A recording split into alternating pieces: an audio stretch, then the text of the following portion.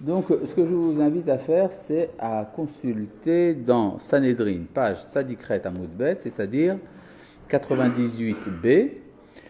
Autrement dit, selon la pagination ici, page 196. C'est dans le chasse de Vilna, c'est la page 196.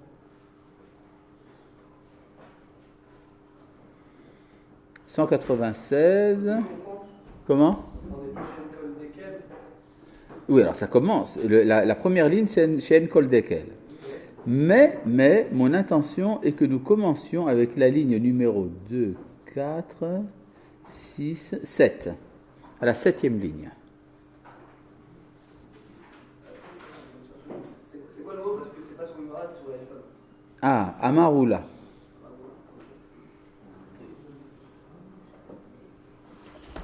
Nous allons étudier un texte assez surprenant.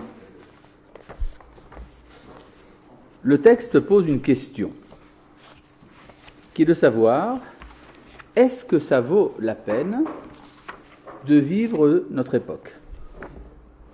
Et l'époque dans laquelle nous vivons, celle du retour d'Israël à sa terre, est-ce que c'est une époque où il fait bon vivre ou pas ? Question passionnante, n'est-ce pas ? Nous allons voir que la majorité écrasante des maîtres du Talmud considérait que ce n'est pas une bonne chose de vivre à notre époque. Une majorité écrasante, mais pas totale. Alors regardons ce qui se passe ici. Nous avons ici plusieurs opinions. Oui. Amar Oula. Le premier des sages qui donne son opinion ici s'appelle Oula, probablement d'origine francophone. Oui. Amar Oula. Est-ce que nous avons déjà étudié ce texte ? Non, je ne crois pas. Yéte, qu'il vienne.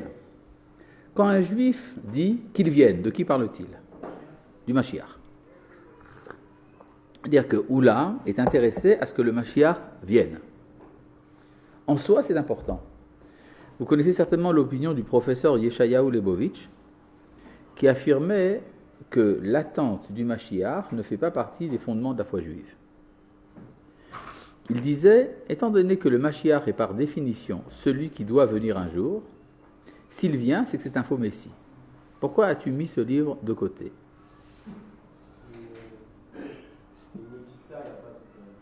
Il n'y a pas là-bas la page en question. D'accord. Ça donne une réponse tout à fait plausible. Est-ce que c'est bien sûr ? Oui, c'est bien sûr. Bon. En tout cas, ce que dit donc Oula, par contre, contrairement à ce que dit Yeshayahu Lebovitch, Oula dit qu'il veut que le Mashiach vienne. Amar Oula, yete, qu'il vienne. Vela ihmine, et que je ne le vois pas. C'est-à-dire, il prie, il demande à ne pas être présent lors de la venue du Mashiach. C'est probablement donc que l'époque de la venue du Mashiach est une époque difficile et qu'il est intéressé à ne pas en faire partie. La question qui se pose, c'est évidemment pourquoi ? C'est-à-dire, qu'est-ce qui, à l'époque du Mashiach, fait tellement peur à Oula ? Pour l'instant, nous n'avons pas de réponse, mais on le verra par la suite. C'est-à-dire, par la suite, on comprendra quelle était la raison de la frayeur de Oula.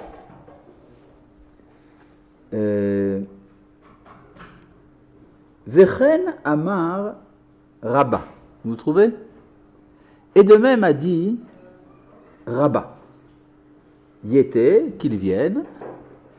Vela Yahmine, et que je ne le vois pas. C'est la même formule est employée aussi bien par Oula que par Rabba. À nouveau, je vais poser une nouvelle question. Si Oula et Rabba disent la même chose, pourquoi le dire deux fois ? C'est donc qu'ils ne disent pas la même chose. C'est-à-dire, ils disent les mêmes mots, mais ils disent autre chose. Ils disent les mêmes mots, c'est-à-dire qu'ils disent tous les deux « Yete vela achmine » qu'ils viennent et que je ne le vois pas. Mais il est probable que la raison pour laquelle Rabba ne veut pas voir la venue du Mashiach est différente de la raison pour laquelle Oula ne veut pas voir la venue du Mashiach.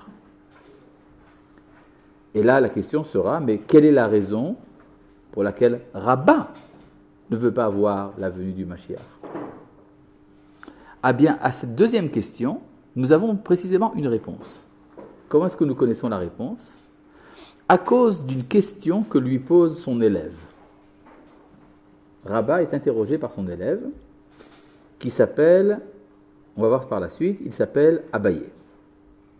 Mais avant d'arriver à la question d'Abaye, nous avons une troisième opinion, celle du sage Rav Yosef.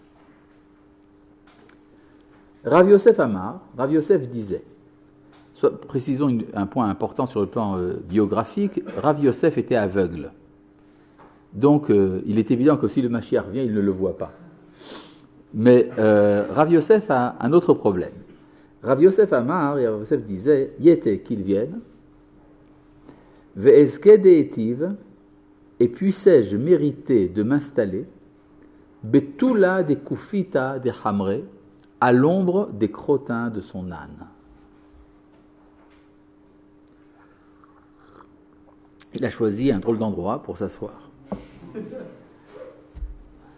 Donc pour l'instant, nous avons trois opinions. Celle de Oula, celle de Rabba, celle de Rav Yosef. Oula dit qu'il vienne et que je ne le vois pas. Rabba dit qu'il vienne et que je ne le vois pas, probablement chacun pour une raison différente. Et Rav Yosef dit qu'il vienne et que je puisse mériter d'être installé à l'ombre des crottins de son âne. Oui. J'ai juste l'impression qu'on a déjà vu ça. Oui. Quand? Avant les vacances, je me souviens bien. Oui, on avait étudié ça déjà? Je me souviens qu'on avait déjà. Ah donc on ne va pas le refaire. Il vaut mieux pas. Donc nous allons passer à un autre texte. N'est-ce pas? Est-ce qu'on était arrivé jusqu'au bout du texte? Vous êtes sûr? Je me souviens avec l'âne, le crocodile, après on a posé la question. On avait parlé de la Shoah et tout ça. Ouais. D'accord, c'est très bien. Donc nous allons passer à un autre texte, tout à fait un autre texte. Est-ce qu'on avait étudié l'opinion de Rabbi Yochanan ou pas? L'opinion de Rabbi Yochanan avec l'ours et le lion et le serpent? Non, très bien. Donc ce que nous allons faire, c'est que nous allons continuer le texte de la dernière fois. Très bien. Donc ceux qui se rappellent du texte de la dernière fois se rappellent qu'on avait vu qu'il y avait trois opinions, que Oula craignait la chilonut, c'est-à-dire la décadence religieuse et morale de l'époque du Mashiach, et qu'après on a vu que Rabba redoutait la Shoah, n'est-ce pas? Et que Rav Yosef était intéressé par les crottins, et vous vous rappelez pourquoi, n'est-ce pas? C'est-à-dire qu'il était intéressé, en fait, par découvrir la lumière au sein de l'obscurité. Vous vous rappelez de tout ça? D'accord, c'est très bien. Maintenant, ce que je pense que nous n'avons pas fait la dernière fois, c'est Vechen Amar Rabbi Yochanan. C'est à peu près au milieu de la page, la ligne qui commence par le mot Hachet. Vous avez Vechen Amar Rabbi Yochanan, et Rabbi Yochanan aussi disait Yete velo aeshmine, qu'il vienne et que je ne le vois pas. Ça, on n'avait pas étudié, je crois. Non, d'accord, c'est ça. C'est-à-dire que le texte se divise en fait en deux parties importantes. Donc la première partie nous relate les craintes des Chachamim par rapport à l'époque messianique. Et puis nous avons une surprise, c'est que Rabbi Yochanan, lui, s'associe à ceux qui ont peur. Vechen amar Rabbi Yochanan, yete vela ihmine, qu'il vienne et que je ne le vois pas. Pourquoi est-ce que cette parole dans la bouche de Rabbi Yochanan est surprenante? C'est parce que Rabbi Yochanan, a priori, n'a rien à craindre ni de la chilonut, ni de la Shoah. Pourquoi est-ce qu'il n'a rien à craindre de la Shoah? Parce qu'il est en Eretz Israël. Donc il sait très bien que ça ne va pas se passer. Donc on a étudié ce texte. Non? D'accord. À part ça, il n'a rien à craindre de la chilonut parce qu'il est le spécialiste pour faire teshuva aux gens. Son beau-frère, Resh Lakish, était un brigand, le plus grand des brigands d'Eretz Israël à l'époque. Et Rabbi Yochanan lui a fait faire teshuva en lui promettant sa sœur. N'est-ce pas? Donc, Rabbi Yochanan, il s'y connaît aussi bien en Eretz Israël qu'en Teshuvah. Il n'a donc à craindre ni la Chilonout, ni la Shoah. Et donc la question qui se pose, pourquoi est-ce qu'il a quand même peur?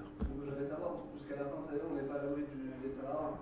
Et alors? Alors, peut-être qu'il peut devenir prisonnier à la fin de sa vie, il a peur. Il est religieux, peut-être. Il a peur de quoi? Il a peur de devenir. De devenir Chiloni? Ouais, pourquoi même si c'est lui qui a ramené des gens à Teshuvah, on voit bien qu'il y a des personnes qui ont été Kohen Gadol qui a servi pendant longtemps au Teshuvah, à la fin de sa vie, il est devenu une lettre machère. Ouais. Oui, ça se tient, oui. Il ne voit pas la chose au niveau personnel, mais il voit ça dans l'ensemble. C'est la peur pour le peuple. Il a peur pour le peuple d'Israël. Et qu'est-ce qu'il a à avoir peur, puisque c'est l'avenue du Mashiach? Justement, comme il dit, pour tous ceux qui sont en cela.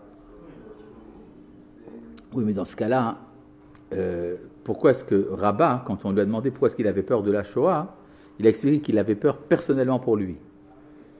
Et, bon, d'accord, je veux bien. En tout cas, on va voir que Rabbi Yochanan ne répond pas comme ça. D'accord?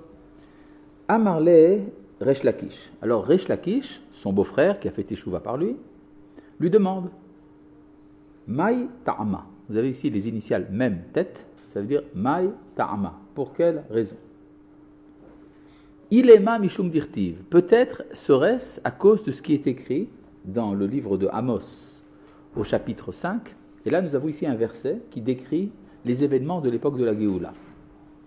Et ces événements sont des événements terribles. Ils se passent en Eretz Israël. Alors, c'est peut-être de ça dont Rabbi Yochanan a peur. Quels sont les événements? Ka'asher Yanus Ish Mipene Ha'ari. Ce sera comme lorsqu'un homme s'enfuit de devant un lion. Ufgao Haddov, et qu'il rencontre un ours. Alors, vous imaginez l'image, il voit un lion, il s'enfuit, de l'autre côté arrive un ours. Uva Abayit, il entre dans la maison. C'est-à-dire pour échapper à l'ours et au lion, il entre dans la maison. Vesamach Yado Elakir, il pose sa main contre le mur. Unshacho Nahash, il est mordu par le serpent. C'est-à-dire que le serpent sort du mur et le mord. D'accord? Donc on peut rien. On est obligé de tomber quelque part, soit par le lion, soit par l'ours, soit par le serpent. Donc c'est peut-être de ça dont a peur Rabbi Yochanan. Mais qu'est-ce que c'est que ces histoires d'ours, de lion, de serpent? Pas clair. Bon. Alors Resh Lakish lui dit, mais enfin il n'y a pas de raison d'avoir peur. Pourquoi? Bo ver echa dugmato baolamazé. Viens. Je vais te montrer la même chose de nos jours. C'est-à-dire que de nos jours aussi, c'est-à-dire même du temps de la galoute, il y a des lions, des ours et des serpents qui nous font des misères. Donc, ce n'est pas tellement différent de l'époque du Mashiach, donc il n'y a pas de raison d'avoir peur. Qu'est-ce que c'est que ces lions, ours et serpents? Il le dit. Bisman chez Adam yotze la sadeh. Lorsqu'un homme sort dans les champs, Ufagabo santar, et qu'il rencontre un santar. Quoi? Un centaure, tu dis? Je sais pas, moi j'étais souvent dans les champs, je n'ai jamais rencontré de centaure. Oui. Ni de centurion. Peut-être un sacerdateur. Quand il rencontre un santar, Domé Kemi Shepagabo Hari, c'est comme s'il avait rencontré un lion. Alors c'est quoi le santar en question? Alors laissez le doigt sur l'endroit et regardez dans Rashi sur la droite. Sur Rashi dans la droite, vous avez le mot santar. Il faut monter quelques lignes. Vous y êtes? Au santar. Rashi nous dit Mefaresh Bebava Batra. On a expliqué ça dans Bava Batra que le mot santar veut dire Bar Mechozaniata. Donc vous savez ce que ça veut dire santar? Santar, c'est un Bar Mechozaniata. En français, Rashi explique. Sheyodea Metzare Asadot Ugvuleen, il connaît les limites et les frontières des champs. C'est-à-dire, il est envoyé par le cadastre. Atkan Shel Peloni, Mikan Vaelar Shel Peloni. Jusque-là, ça appartient à un tel, et à partir de là, ça appartient à un autre tel. Uviado, les rabot, les echad ou le maet la acher. Il a l'autorité pour enlever de l'un et donner à l'autre. Urshepogro auto santar, lorsqu'il rencontre ce préposé, Rotse limdod sedotav, ou le katser mestare asadot. Il veut lui mesurer son champ pour lui raccourcir les frontières. Vedome kemi shepagabo hari, c'est comme s'il avait rencontré un lion. Comment ? C'est la politique. En tout cas, c'est la guerre. Ça veut dire qu'il y a des guerres à l'époque messianique pour des raisons de territoire. Alors, Resh Lakish dit à Rabbi Yochanan, mais enfin, tu vois que des problèmes de frontières, on en a même pendant le temps de la galoute. Chacun à son niveau personnel, il a un lion, un sénateur qui vient lui dire, écoute, il faut que tu enlèves ce morceau de champ, il ne t'appartient pas. Donc, le lion, on a. Suite de la Gemara. Nichnas la'ir, il rentre dans la ville.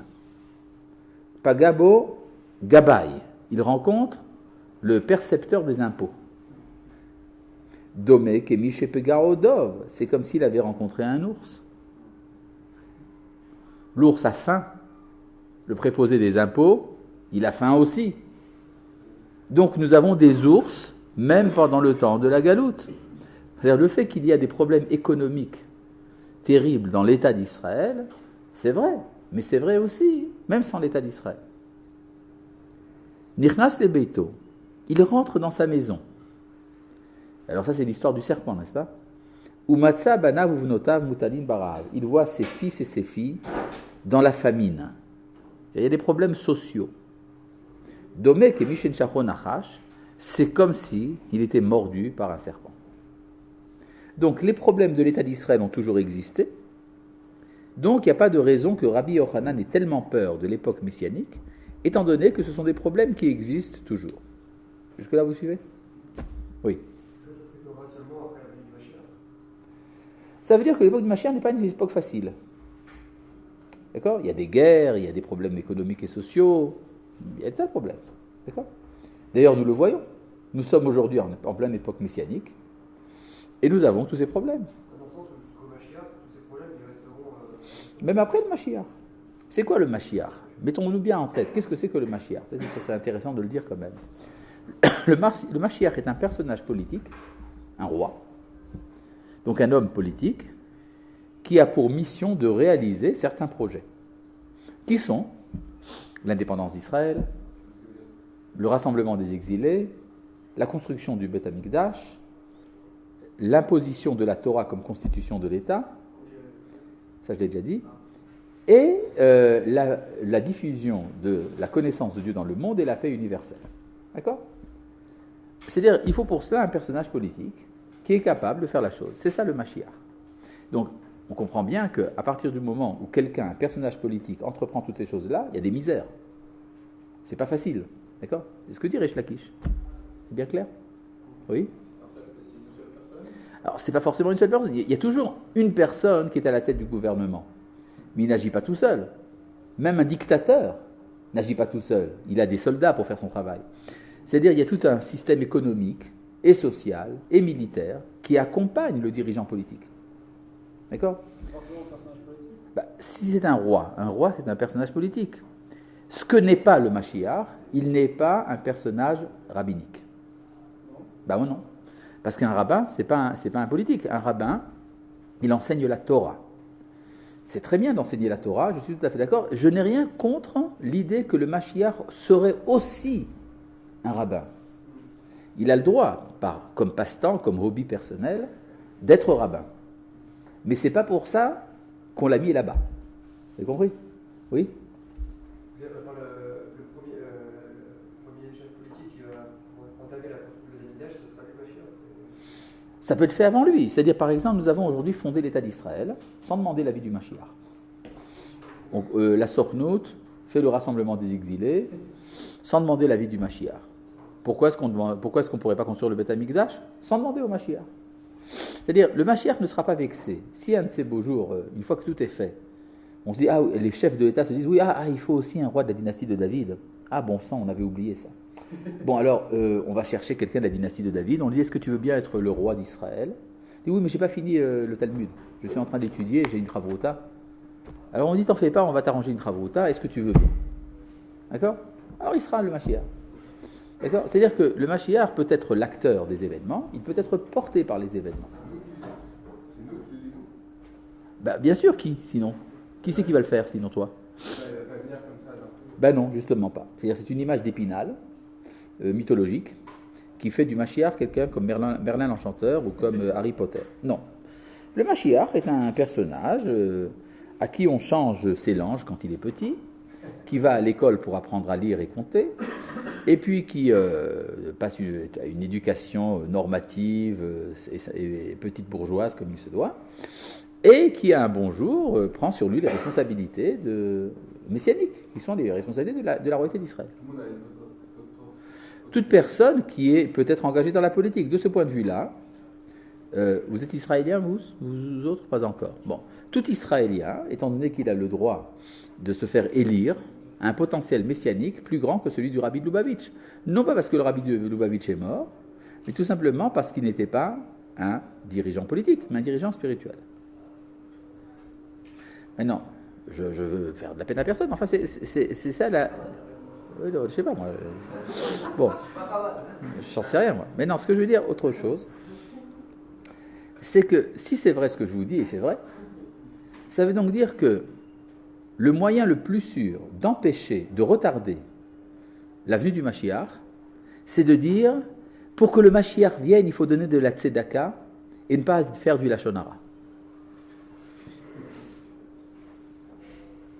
Vous comprenez pourquoi ? Parce que c'est investir les énergies dans l'endroit qui n'a rien à voir. C'est-à-dire, si vous voulez faire venir le Mashiach, vous devez faire les choses suivantes. Fonder un État, bon, c'est déjà fait. Rassembler les exilés, c'est en train de se faire. Construire le Beth Amikdash, ça, c'est pas encore commencé. Et puis, vous pouvez aussi œuvrer pour mettre à la tête du gouvernement un personnage de la dynastie du roi David, fidèle à la Torah. D'accord. Mais, je veux dire, ce sont des actions d'ordre politique et éducatif. D'accord ? Oui ?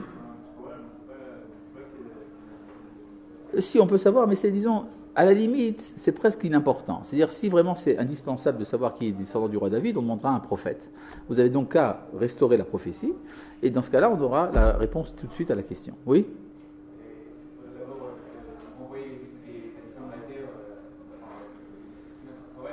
Alors, il y a des mitzvot dans la Torah, n'est-ce pas ? Les mitzvot de la Torah sont destinés aux Juifs et non pas au seul Mashiach. Le Mashiach aussi doit accomplir les mitzvot, n'est-ce pas ? Je me rappelle une fois, j'avais discuté devant un public d'ecclésiastiques catholiques à Jérusalem. Et une des questions qui m'ont été posées, c'était « Est-ce que vous allez construire le Beth Amikdash ?» Je savais très bien ce que ça signifiait pour eux, mais j'ai fait nonchalamment, je dis « Oui, mais bien sûr !» Alors, il y avait là-bas une bonne sœur qui s'est presque évanouie et qui a dit « Mais enfin, monsieur le rabbin, c'est absolument impossible ce que vous dites, parce que d'après vous, le Beth Amikdash sera construit par des mains humaines. Alors que d'après la tradition juive elle-même, c'est le Mashiach qui doit construire le Beth Amikdash. » Alors j'ai dû, avec beaucoup de prudence et de délicatesse, lui rappeler que selon la théologie juive, le Mashiach est un homme. Oui. Bon. En tout cas, pour revenir donc à notre sujet, donc le messianisme, c'est une dimension donc politique. Évidemment, il y a des dérivés spirituels qui sont liés à cela. Oui, vas-y.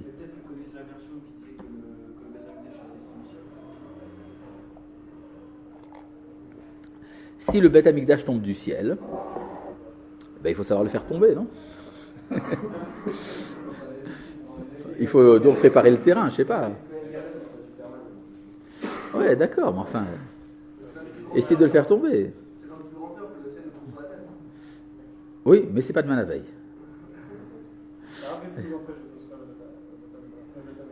Le Beth Amikdash doit être construit d'après une décision gouvernementale israélienne. Si le Premier ministre et le gouvernement réunis avec la Knesset qui ne fait pas de problème, eh ben, le Beth Amikdash doit être construit aujourd'hui. Oui. Je sais pas comment vous avez dit que ça fait pas partie de la foi juive. C'est-à-dire qu'on ne doit pas s'attendre à attendre avec impatience le Mashiach et compter sur lui tout ça. Ça fait partie de la foi juive. Ça fait partie de la foi juive. J'ai dit que le professeur Yeshayahu Lebovitch pensait que ça ne faisait pas partie de la foi juive. Mais j'ai tout de suite réfuté cette opinion. Bon, oui. On se permet de Si personne ne l'a fait, le Mashiach le prend sur lui. Il ne sera pas vexé. C'est-à-dire, personne ne lui en voudra, il ne nous en voudra pas si on a fait le travail à sa place. Mais vous avez dit, c'est pas la Tzedaka qui construit d'abord un État. La Tzedaka et tout ça, les mitzvot, tout ça, c'est pas non? Non. Pourquoi ça aiderait? Ça n'a rien à voir avec le projet, la tzedaka et les mitzvot. Ça permet de décoller Dieu et après, quand Dieu parle des mitzvot. Ça, on voit le Dieu dans l'individu, dans la vie religieuse, mais qu'est-ce que ça a à voir avec le politique? Imagine par exemple que j'ai un problème, je dois mettre une garde autour d'une maison. Voilà, il y a une maison qui risque d'être attaquée, et alors on me dit, voilà, il faut absolument qu'il y ait des gardes. Qu'est-ce que je fais?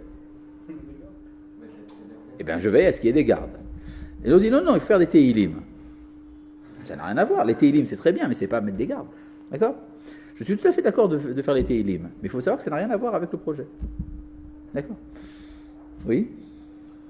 D'ailleurs, on dit que à Tzfat, la ville de Tzfat a été libérée pendant la guerre d'indépendance par une voie miraculeuse et par une voie naturelle. La voie naturelle, c'est qu'on a dit des téhilim, et la voie miraculeuse, c'est que le palmar est arrivé. Oui. Oui.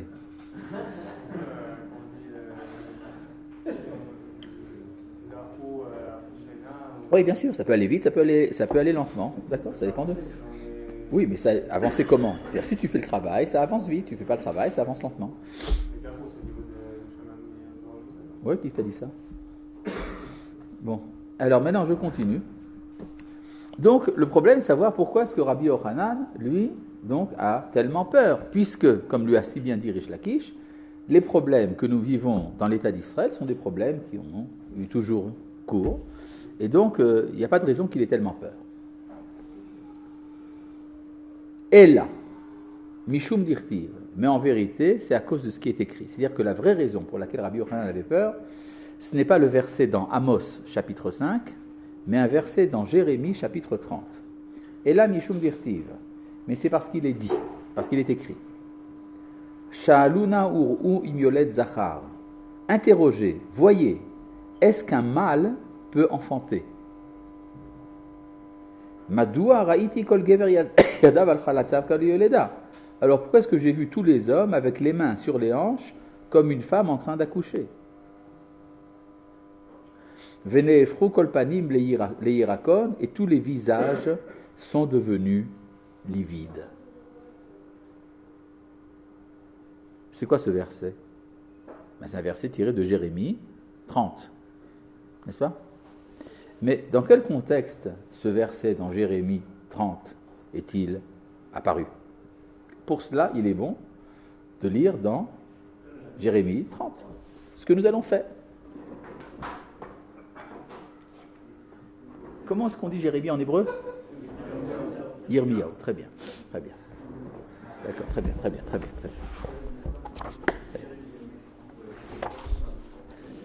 Ouais. Je lis ici dans Jérémie. Ki hine yamim baim neum Hashem, voici que des jours viennent, parole de l'Éternel. Veshavti et shevut ami Israël viouda, je ramènerai la captivité de mon peuple Israël et de Juda. Amar Hashem, dit l'Éternel. C'est-à-dire, ça s'est passé, ce verset ça a été accompli en 1948.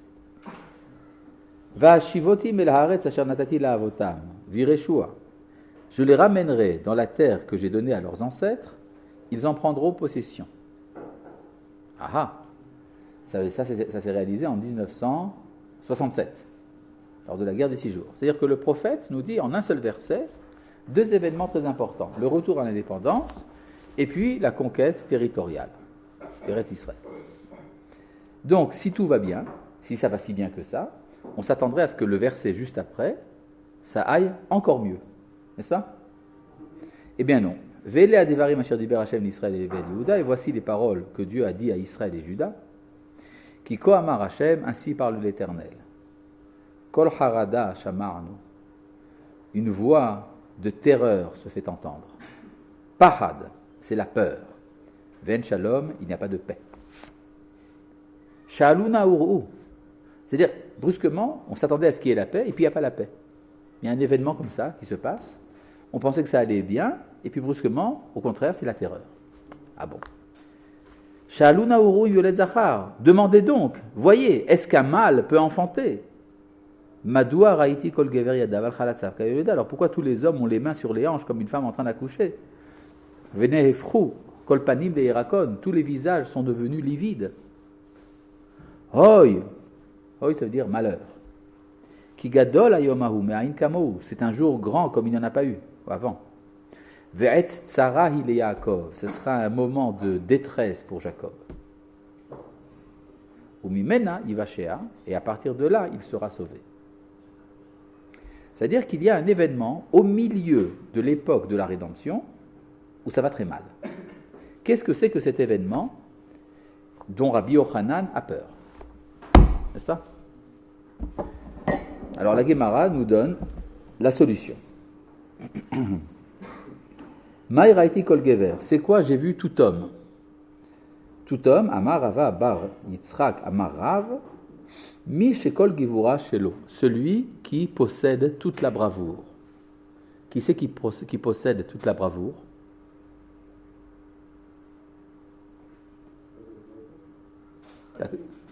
C'est Akadosh Baruch Hu. Le Rif dit comme toi, mais Rashi dit comme toi. C'est-à-dire que Rashi nous dit qu'il y aura un problème tel que même Akadosh Baruch Hu ne saura pas comment le régler. C'est un énorme problème. C'est quoi tous les visages qui deviennent livides? Amar Rabbi Yochanan, Pamalia shel mala ou Pamalia shel mata. C'est la famille d'en haut et la famille d'en bas. C'est-à-dire que la famille d'en haut et la famille d'en bas seront mêlées au problème. C'est quoi la famille d'en haut? Les anges. Plus précisément, les anges des nations. Et la famille d'en bas, c'est quoi? C'est nous. C'est-à-dire que c'est un problème tellement énorme qu'il concernera Dieu, les anges et Israël. On comprend que Rabbi Yochanan ait peur. Mais c'est quoi ce problème? Besha'a she'amar HaKadosh Baruch Hu, ce sera lorsque Dieu dira Halalu ma'aseh yadai, ceux-ci sont les œuvres de mes mains. Vehalalu ma'aseh yadai, et ceux-ci sont les œuvres de mes mains aussi. Et ha'abed elu mipene elu. Comment pourrais-je détruire ceci à cause de cela? Vous avez compris? Problème terrible. Ah bon, vous avez compris? Quel est le problème? C'est-à-dire qu'il y aura un problème entre deux nations. Il faudra que Dieu choisisse l'une des deux. C'est très embêtant parce que les deux nations sont les œuvres de ses mains. Et donc il y a un problème moral qui se pose à Akadosh Baruch Hu. C'est-à-dire que Rabbi Yochanan a un problème palestinien. Ama Rav Papa. Ça ne veut pas dire que le pape s'en mêle, mais en tout cas, Rav Papa, lui, il s'en mêle. Ama Rav Papa. Haïnu de Amre Inche. C'est ça que signifie l'expression des hommes, l'expression populaire. Rahit venafal Torah. Le bœuf a couru et est tombé. Ve'azil ve'shadile soucia beourier. Et on a mis un cheval à sa place dans sa mangeoire. C'est le problème, donc, du bœuf et du cheval. Vous avez compris? Non, vous n'avez pas compris? Le bœuf et le cheval. Eh bien, pour ça, il faut regarder dans Rashi. Regardez dans Rashi, vers la fin de la colonne de droite. Rahit venafil Torah. Ve'azil ve'shadeh soucia beourier, c'est-à-dire le bœuf a couru et tombé, et on a mis un cheval dans sa mangeoire. Quel est le problème? Est-ce que je peux vous être utile là-bas, au fond de la classe? Non? Bon, quoi? Kesherat sachor venafal. Lorsque le bœuf court et qu'il tombe. Et il tombe, donc il se casse une jambe, par exemple. N'est-ce pas? C'est un bœuf qui court, il risque de tomber.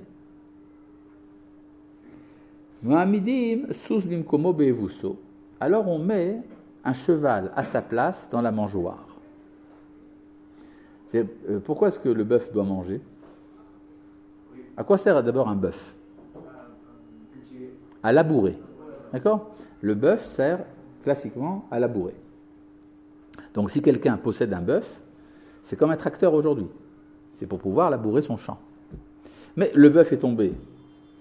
Comme il est tombé, il ne peut même pas manger dans sa mangeoire, parce que pour manger dans la mangeoire, il faut se tenir debout.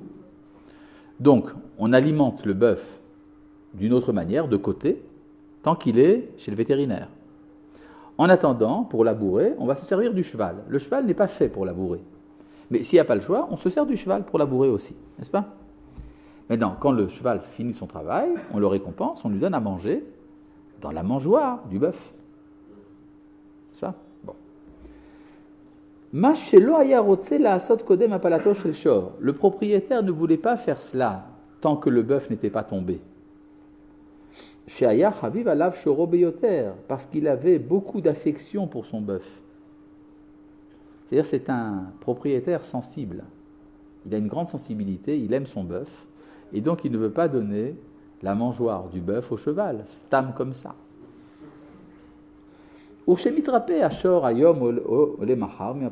Et lorsque le bœuf est guéri, aujourd'hui ou demain, de sa chute. Alors là, ça devient tragique. Ça lui est difficile de faire sortir son cheval pour remettre le bœuf. Après qu'il l'ait mis debout là-bas. Voilà là. Pauvre fermier. Très embêté. Il a un bœuf, il a un cheval. Rivalité. Qu'est-ce qu'on fait? Car Akadosh Baruch Hu. De même, le Saint béni soit-il. C'est lui le fermier. Kevan Sheram Apalatam chez l'Israël. Lorsqu'il a vu la chute d'Israël. Donc si Israël, c'est le bœuf. Qu'est-ce qui, dans le peuple d'Israël, est représenté par un bœuf? La tribu de... Première possibilité, Réhouven. Non. Passons à la deuxième. Shimon. Non. Hein? Yosef. Yosef est représenté par un cheval. Yosef, c'est la force nationale. C'est-à-dire quand le bœuf tombe, ça veut dire la destruction de l'État, à l'époque de la destruction du temple. N'est-ce pas? Lorsque donc Dieu voit que le bœuf est tombé, ça veut dire que l'indépendance des Juifs a cessé. Noten Gedulato, il donne sa grandeur, c'est-à-dire le pouvoir. Les Ovdei Kochavim, aux nations de la terre. Oui? Le problème, c'est que pour le cheval, c'est pas son travail. Donc si tu continues à le faire travailler pour quelque chose qui n'est pas son travail... Oui, mais on parle aussi de la mangeoire. Urshechozrim Israël bitshuva. Et lorsqu'Israël fait teshuva, Venigalim et sont sauvés. C'est-à-dire Israël revient à sa terre. Il y a un problème, c'est qu'il y a quelqu'un d'autre qui, pour l'instant, s'est mis là-bas, dans la mangeoire du bœuf. Kashelo le'abed ovdei kochavim bnei Israël. Ça lui est dur de détruire les nations pour Israël. Ça veut donc dire que Rabbi Yochanan avait une sensibilité morale telle qu'il ne voulait pas être confronté au problème du gauchisme d'en haut. C'est-à-dire qu'il y a, si vous voulez, du point de vue d'Akadosh Baruch Hu, il y a un amour universel et total de tous ses enfants, et donc prendre une position pour une nation à la place de l'autre, c'est difficile pour Akadosh Baruch Hu. Bon, d'accord, c'est difficile pour Akadosh Baruch Hu, mais est-ce que c'est difficile pour nous? Nous, en principe, on est concernés, on est sur l'échiquier, on fait partie, on est un des partis. Ça veut donc dire que Rabbi Yochanan a une sensibilité telle qu'il prend parti pour Dieu plus que pour Israël. Alors ça l'embête. Il dit, bon, ça va se passer, mais je ne veux pas y être. Bon, essayons de voir si une situation de ce genre n'a pas son origine dans un texte plus ancien. Vous connaissez une situation dans laquelle Akadosh Baruch Hu a dû choisir entre une nation et une autre? Lors de l'ouverture de la mer Rouge. N'est-ce pas? Et là, il y a tout un problème, c'est que vient un moment où tout Israël sort d'Égypte et il est poursuivi par l'Égypte. Dans ce genre de situation, c'est soit l'Égypte qui détruit Israël, soit c'est l'Égypte qui est détruite et Israël est sauvé. Si on interroge Akadosh Baruch Hu, il sera bien embêté. Parce que Israël et l'Égypte, ce sont ses enfants. C'est pour ça que dans le Midrash, on nous dit que... C'est pour ça que dans la Torah, d'abord, Akadosh Baruch Hu dit à Moshe, Matitzak Elai, pourquoi crierais-tu vers moi? En d'autres termes, je ne peux pas t'aider. Je suis très embêté. Et le Midrash décrit ça comme étant un débat qui s'est passé au tribunal d'en haut, au moment où Israël était poursuivi par les Égyptiens. Et l'ange tutélaire d'Israël réclame la destruction de l'Égypte. Et l'ange tutélaire de l'Égypte réclame le sauvetage de l'Égypte. Et l'argument de l'ange de l'Égypte, c'est « Halalu ovdei avodazara, vehalalu ovdei avodazara ». Ceux-ci sont des idolâtres, mais ceux-ci aussi sont des idolâtres. Madoua ata me'abed elu mipene elu, pourquoi détruirais-tu ceux-ci à cause de cela? Donc il y a un argument moral au tribunal d'en haut, et Akadosh Baruch Hu dit, je suis bien embêté. D'ailleurs, c'est quoi le tribunal d'en haut? C'est quoi les anges? C'est quoi l'ange d'une nation? C'est la volonté de Dieu par rapport à l'histoire de cette nation. On peut dire donc que c'est Dieu lui-même. Donc s'il y a un débat en haut, c'est comme si c'est Dieu qui se parlait à lui-même. Comme il se parle à lui-même, il est bien embêté. Donc Moshe est paralysé. Alors le Midrash nous dit la chose suivante, que lorsque nos ancêtres étaient au bord de la mer Rouge, ils se sont divisés en 4 parties. C'est-à-dire, vous comprenez, il y a devant vous une mer houleuse, derrière une armée sanglante, sanguinaire, à droite et à gauche un désert brûlant, avec des scorpions et des serpents. Que font les Juifs? Eh bien, ils font des partis. On commence à discuter. Et alors, il y a 4 options. Le Midrash nous dit que le premier parti a dit « Jetons-nous à la mer ». C'est-à-dire, c'est le suicide. C'est-à-dire, de toute manière, ça ne marche pas. Alors, menons une politique, on peut dire une politique suicidaire, qu'on en finisse avec le projet. Le projet a raté, de toute façon, il n'y a rien à faire, jetons-nous à la mer. Les deuxièmes ont dit Nashuv le Mitzrayim, repartons en Égypte. Il y en a un qui a dit j'ai un cousin, il a un garage, je vais pouvoir travailler chez lui. L'autre dit j'ai un tonton, il me fera rentrer dans son entreprise. Donc, revenons en Égypte. Troisième opinion, dit le Midrash, certains ont dit faisons la prière. Oi va voi. Et les quatrièmes, ont dit, ça c'était les quatrièmes. Les troisièmes ont dit faisons la guerre. Si déjà nous avons une armée contre nous, faisons la guerre. Et les quatrièmes ont dit faisons la prière. D'accord? Je me rappelle une fois, lorsqu'il y avait l'intifada, je ne sais pas si on parlait de la révolte palestinienne, comme on dit. Alors, il y avait, les routes étaient très dangereuses, les gens se faisaient tuer tous les jours. Et alors, j'ai vu une grande affiche dans laquelle il y avait écrit, en gros, En kochenu elabapé. Notre seule force, c'est la bouche. Et après, il y avait écrit, étant donné que la situation est très difficile, que beaucoup d'enfants d'Israël se font tuer dans les routes, alors nous partons faire une prière devant le Maître du monde, dans le caveau des patriarches à Hebron, amener des Tehilim, amener des shofarot, et Dieu nous prendra en pitié. Et en bas de l'affiche, il y avait écrit « Toute la route est gardée par Tzahal ». Je pensais que toute notre force venait de... Enfin bon. En tout cas, et le Midrash dit que Moshe a répondu aux quatre parties en leur disant « Ceux qui ont voulu tomber à la mer, Vayomer Moshe El Ha'am Hityatsevou ». Il dit au peuple « Retenez-vous », c'est-à-dire ne tombez pas à la mer. Et puis, quand ceux qui ont dit que nous allons rentrer en Égypte, Moshe leur a dit « Asher item et Mitzrayim hayom lotosifun lirotam od adolam » vous qui avez vu l'Égypte aujourd'hui, vous ne le reverrez plus jamais l'Égypte, à tout jamais. Donc, n'essayez pas de revenir. Pour ceux qui ont dit faisons la guerre, Moshe leur a dit Hashem yillachem lachem, c'est Dieu qui fera la guerre pour vous. Et ceux qui ont dit faisons la prière, il leur a dit Ve'atem taharishun, et vous taisez-vous. D'accord? Donc en fait, le problème, c'est que Moshe a paralysé tout le monde. Alors qu'est-ce qu'on fait? Eh bien, le Midrash fait intervenir un 5e personnage qui, lui, a réglé le problème, qui n'a pas posé de question à Moshe, c'était Nachshon ben Aminadav, le prince de la tribu de Juda, qui est rentré dans la mer, non pas pour se suicider, mais pour l'ouvrir. Il a fait un acte fondé sur la foi dans la pérennité de l'histoire d'Israël. Il sait que l'histoire doit avancer. Donc il rentre dans la mer et la mer s'ouvre. C'est-à-dire qu'il a donné un surplus de mérite en faveur d'Israël au moment où c'était nécessaire. D'accord ? C'est ça l'acte de Nachshon ben Aminadav.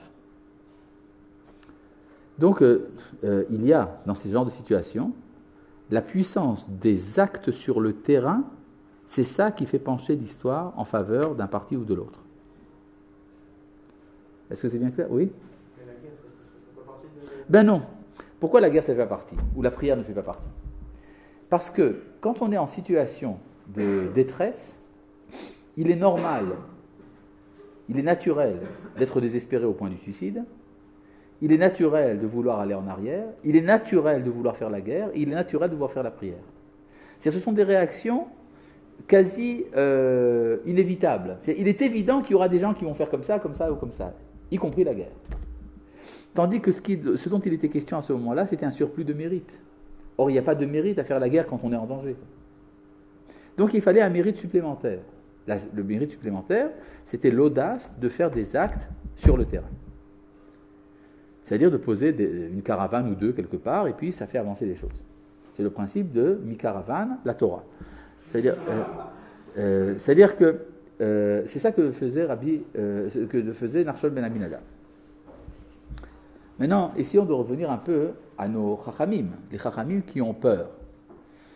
Vous avez Oula qui a peur de la Chilonout, Rabba qui a peur de la Shoah, Rabbi Yochanan qui a peur du problème palestinien, et Resh Lakish qui a peur des problèmes militaires et sociaux de l'époque de l'État d'Israël. Et tous ces gens-là, ils ont peur. Ils ont peur, d'accord.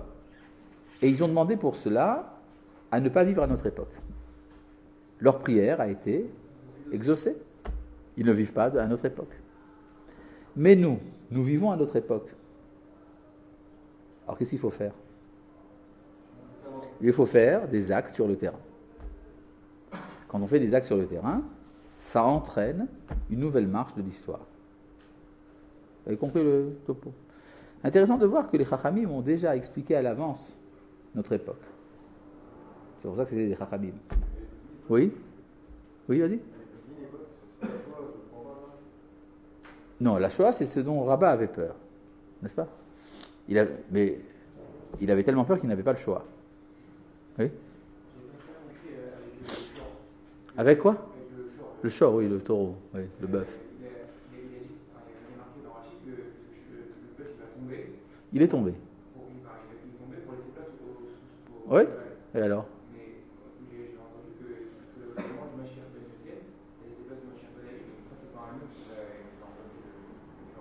Non, il ne parle pas ici de la chute du Mashiach ben Yosef.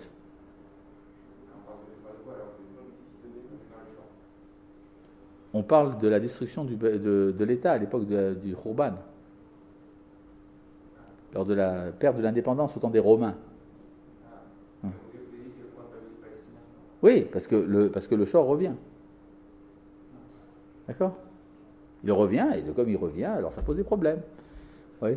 Alors, il y a une possibilité. Si le taureau, il est sympa, il laissera un petit coin dans le champ pour le cheval. Mais si le cheval n'y veut pas, il faut le mettre dehors. Ouais. Donc, il faudra trouver une solution. La solution passe par des actes sur le terrain. C'est pas des actes sur le terrain, parce que faire la guerre, c'est aussi un acte sur le terrain. Non, pas du tout. Faire la guerre, c'est un acte, disons, naturel. Tu n'as pas le choix. Mais tu as le choix de faire un compromis territorial ou de ne pas le faire. D'engager des forces sur le terrain ou pas. D'accord ? Voilà, c'est tout pour aujourd'hui. Shalom.